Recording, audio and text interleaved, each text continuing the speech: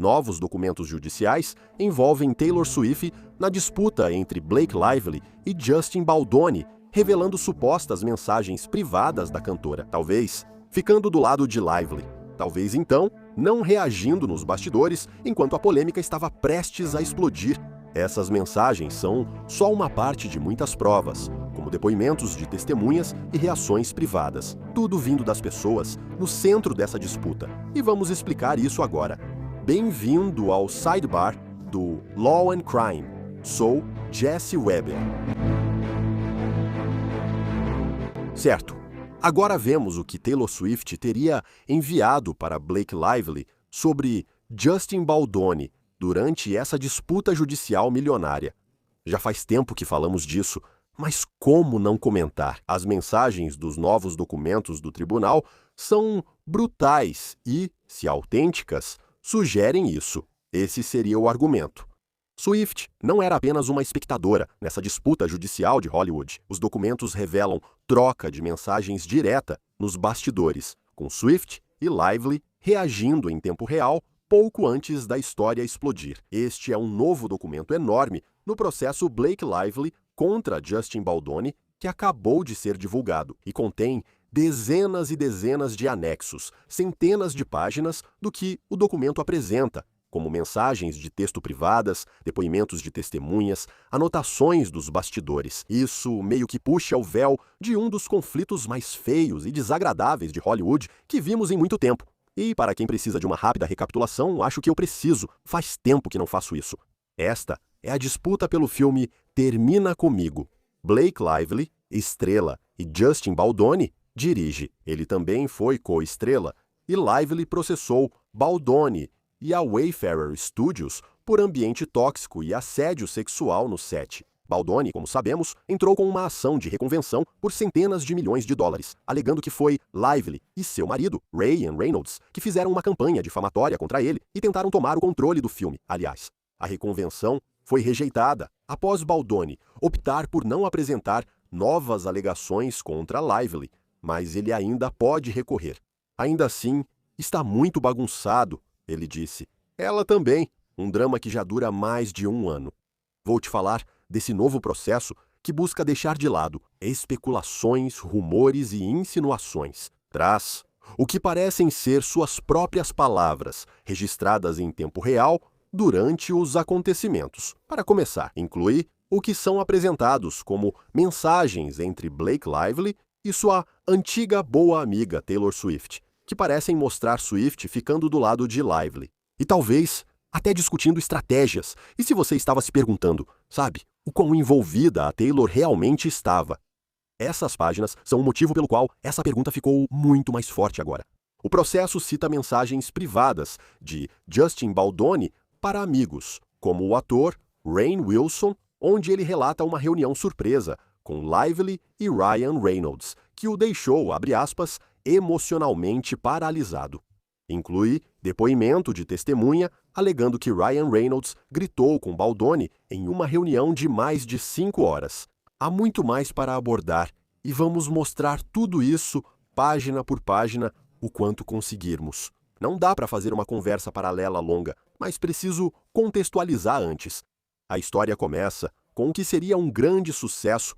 Em 2023, inicia-se a produção do filme, baseado no best-seller de Colin Hoover, É Assim que Acaba. Justin Baldoni é o diretor, ele também é o protagonista, e Blake Lively é a co-estrela, a atriz principal do filme. Mas, de acordo com os processos, segundo os documentos legais, quase desde o início, houve tensão. O processo de Lively afirma que Baldoni criou um ambiente hostil com comentários inadequados e atitudes impróprias. Ela diz que, ao expor preocupações, recebeu retaliação. Baldoni apresentou outra versão. Em sua ação arquivada, afirmou que Lively era uma diva que queria controlar tudo, reescrevendo roteiros, mudando figurinos e fazendo exigências irracionais. Ele afirma que, ao resistir, Lively e seu marido, Ryan Reynolds, iniciaram uma campanha coordenada para difamá-lo, prejudicar sua reputação e forçá-lo a sair do projeto. Essa guerra saiu dos bastidores e foi para o centro do palco. No fim de 2024, Artigo do New York Times detalhou alegações de retaliação contra Lively, supostamente orquestrada pela equipe de Baldoni.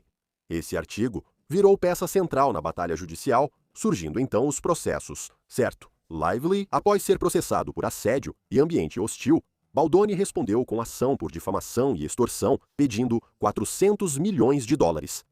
Essa ação de reconvenção, como mencionei, foi posteriormente rejeitada, depois que ele supostamente optou por não alterar suas alegações, embora ele mantenha o direito de recorrer. Restou apenas o processo original de Lively, que está indo a julgamento. E foi aí que ficamos, certo? Nesse impasse amargo, com narrativas conflitantes e tudo mais, até agora, porque o que acabou de acontecer? O novo documento aberto traz não só argumentos jurídicos, mas também o que cada lado chama de provas brutas e contemporâneas, mensagens de texto, e-mails e reações privadas durante a disputa. Então, qual é realmente o processo que está em andamento? O que está em jogo neste momento? O processo de Blake Lively segue ativo e irá a julgamento. Nesta semana, um juiz divulgou muitos documentos que estavam sob sigilo. O novo processo revela detalhes que a equipe jurídica de Lively usa para construir seu caso, enquanto a de Baldoni tenta desmontá-lo. É importante notar que essas provas foram disputadas. A agência de Baldoni, WME, pediu para manter as mensagens em sigilo, sem acesso ao público. O juiz discordou que fossem privadas e permitiu que fossem divulgadas. Agora, o mundo vê isso. E já há resistência quanto à apresentação. Uma fonte próxima a Lively contesta a versão de Baldoni sobre a linha do tempo. As mensagens, inclusive sobre a reunião surpresa, só apareceram após Lively expor graves problemas no set e depois de mais de uma dúzia de medidas de segurança já acordadas. Lively teria respondido por escrito, mostrando uma troca de 5 de dezembro de 2024. Segundo o processo, Swift enviou a Lively uma captura de matéria sobre Baldoni com uma mensagem, abre aspas, "Acho que essa abelha sente que algo vem, pois já pegou seu mini violino." Lively responde, "Ele não sabe, só tem uma equipe." Sim, ela e a assessora de imprensa dele, Jennifer Abel, e o pessoal de comunicação do estúdio dele. A próxima mensagem de Swift, segundo o processo, é: ele deve ser derrotado por suas próprias palavras. Lively responde. Todo mundo opina antes que ele responda a uma mensagem, escreva um e-mail ou corte o cabelo. É uma loucura. Todo mundo participa. O processo exibe a suposta mensagem de texto de Lively. Sim, acho importante que ele seja homenageado, e todos o fazem sem questionar nesse momento. Ninguém fala com ele, ninguém diz o nome dele, ninguém o segue, mas todos eles são próximos uns dos outros. Talvez tenha sido com ele. Não, foram as mulheres, pois eram flores, você sabe. Swift responde, tudo ainda nos trilhos? Lively teria respondido, ah, sim, uma semana depois, mas valeu. Swift diz, ok, perfeito. Palavras dele, vai ser poderoso. Lively responde novamente. O mais louco é que tudo está nas palavras deles, e Swift parece responder. É o único jeito de derrotar mentirosos e hipócritas. Agora, a conversa, conforme apresentada no processo, continua com Lively aparentemente enviando mensagens. Consegue imaginar ter tanta confiança quanto esses predadores, achando que sempre vai escapar? Ele recebendo o prêmio como aliado das mulheres. Scooter segue pelo mundo de cabeça erguida. Brown Swift aparentemente responde.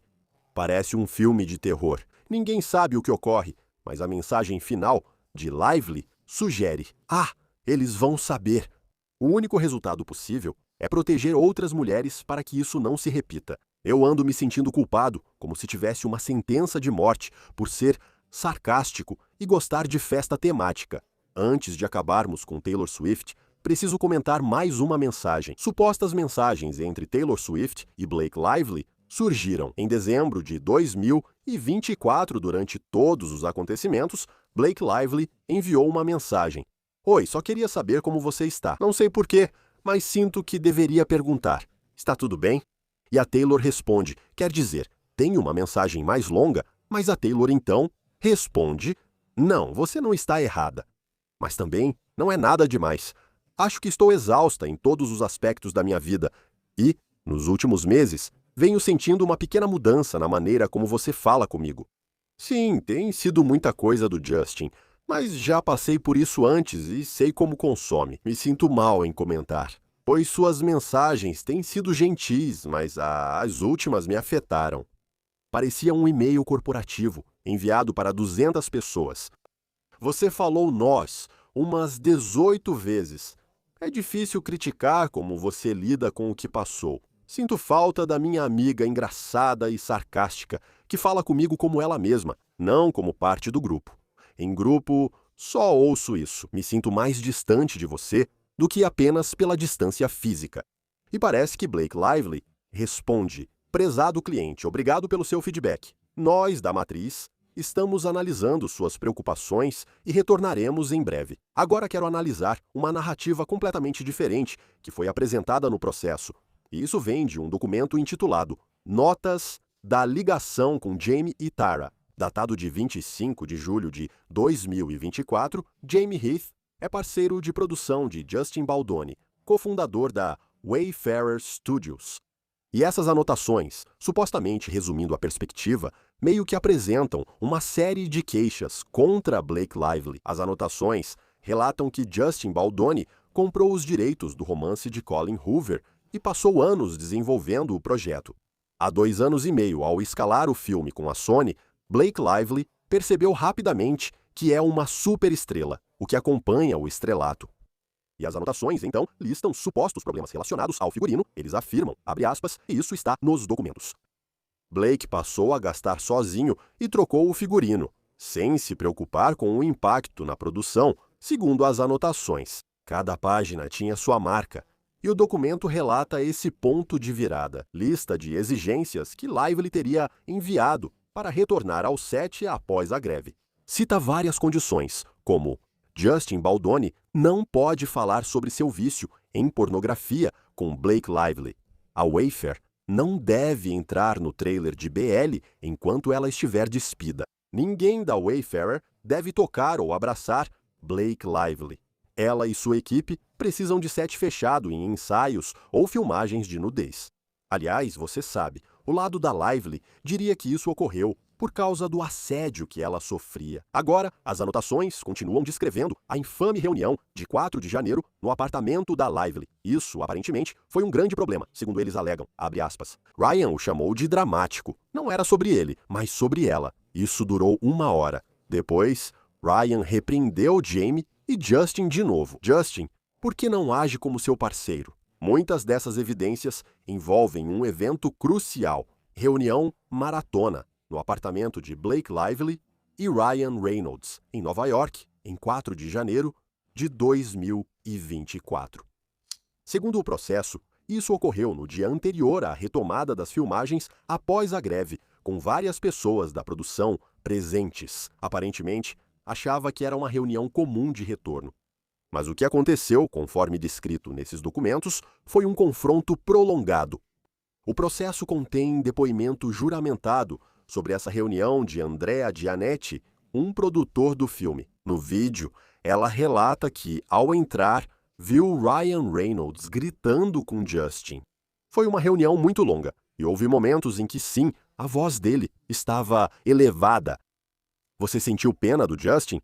Sim, acho que durou mais de 5 horas, e ele ficou paralisado. Depois perguntaram sobre a reação do produtor Todd Black, que também estava presente. Ele te contou que foi uma das reuniões mais difíceis da carreira dele? Resposta: sim, contou.